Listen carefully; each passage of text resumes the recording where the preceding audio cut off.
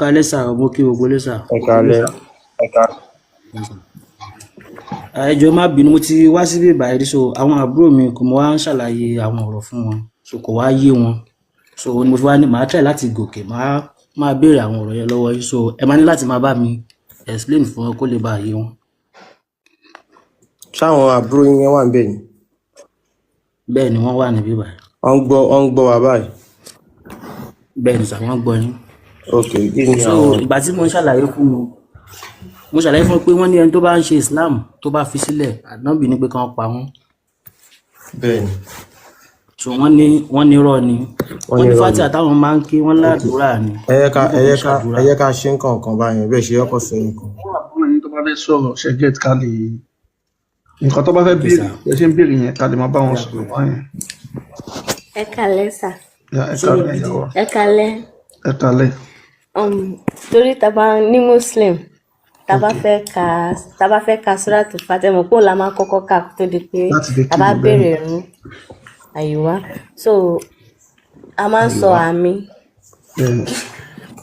Ṣé lè ka Fatiha yẹn fún wa máa bá yín gbé síta ń sìn ẹ kà á tí ẹ gbọ́ ẹ ṣe ìyá lọ. أعوذ بالله من الشيطان الرجيم الحمد لله رب العالمين الرحمن الرحيم مالك يوم الدين إياك نعبد وإياك نستعين اهدنا الصراط المستقيم صراط الذين أنعمت عليهم غير المغضوب عليهم ولا الضالين ọmọani àmín. So ìyá wa ṣe lè bá wa tún nǹkan tẹ kà yẹn ní Yorùbá. Bẹ́ẹ̀ ni sà. Ok, ẹ ṣe ẹ tún fún wa ẹ ṣe. Sà. Ẹ ṣe. Ok, mi ì mọ̀ dáadáa sà. Ok. Bẹ́ẹ̀ ni.